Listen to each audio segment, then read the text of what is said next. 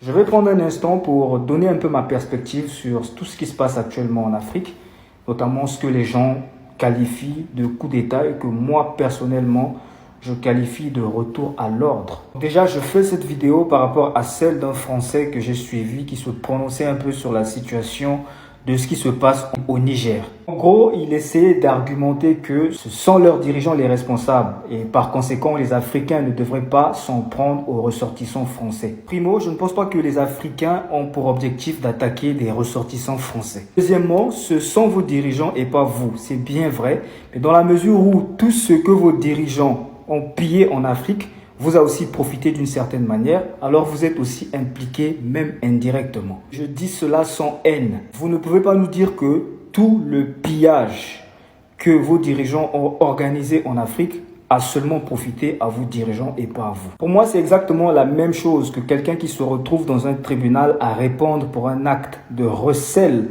parce qu'il aurait acheté un produit qui avait été volé, même s'il ne le savait pas au préalable. Ça veut dire que son implication est incontestable. Elle est peut-être juste à clarifier. C'est le cas des dirigeants occidentaux et de leur peuple. Même si je reste d'accord sur le fait que les Africains n'ont pas à s'attaquer à des ressortissants de pays occidentaux parce que leurs dirigeants auraient fait ce qu'ils ont fait. Maintenant, si vous êtes d'accord avec moi que le pillage et le vol de l'Afrique pendant des siècles vous a aussi profité, vous allez aussi être d'accord que la justice, les humains là peuvent vous épargner, mais que la nature a sa manière de faire justice. La nature va remettre l'équilibre. Je ne peux pas exactement dire comment, mais ce que je veux dire, c'est que celui qui est tapable va être tapé. Et il n'y a aucune pitié qui puisse l'épargner. Parmi les citoyens français, il y a des gens qui vont être frappés pour le pillage que l'Afrique a connu. Parmi les dirigeants français aussi, il y a des gens qui vont être frappés. Je ne sais pas comment, mais la nature fonctionne comme ça.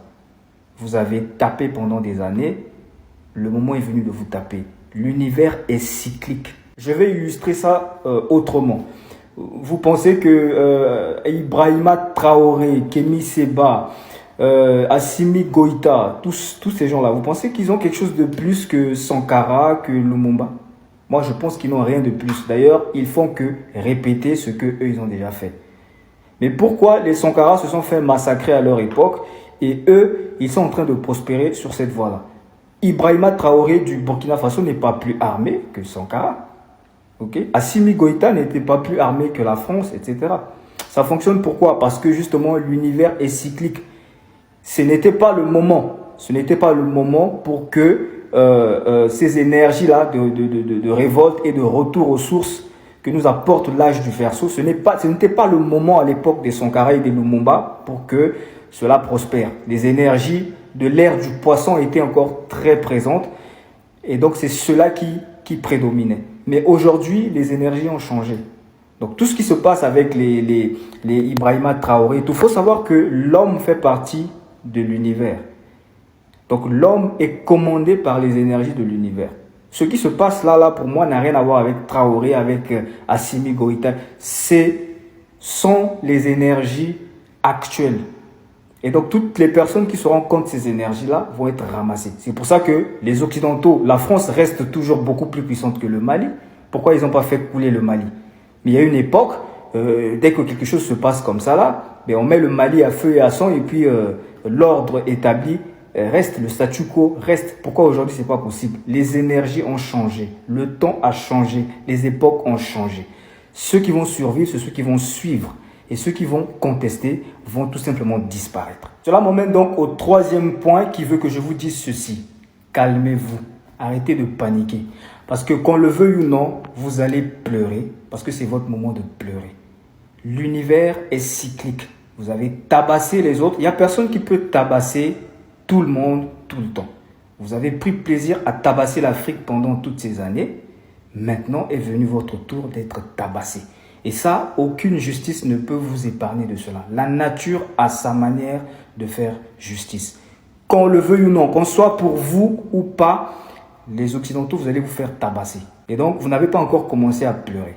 Vous n'avez même pas encore commencé. C'était juste pour dire que ça ne sert à rien de paniquer. Celui qui est endetté là, il va payer. Peu importe ce que vous puissiez faire. Peu importe la pitié des Africains. Ceux qui sont endettés vont payer. Et d'ailleurs, dans la lignée des Occidentaux, je suis certain qu'il y en aura qui ne seront même pas impactés négativement par le fait que l'Afrique se relève. Mais il y en aura beaucoup, que ce soit parmi le peuple, le bas peuple ou les dirigeants, qui vont fortement et lourdement payer les centaines de siècles d'esclavage et de néocolonialisme que vous avez infligé à l'Afrique.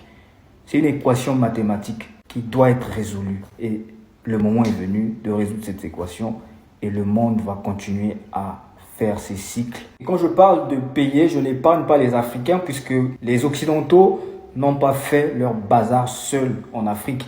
Ils ont eu des collabos. Ces collabos existent encore aujourd'hui sous d'autres formes peut-être, sous la forme de chefs d'État par exemple. Voilà, ils nous ont placé des marionnettes escrocs à la tête de nos pays pour piller les ressources.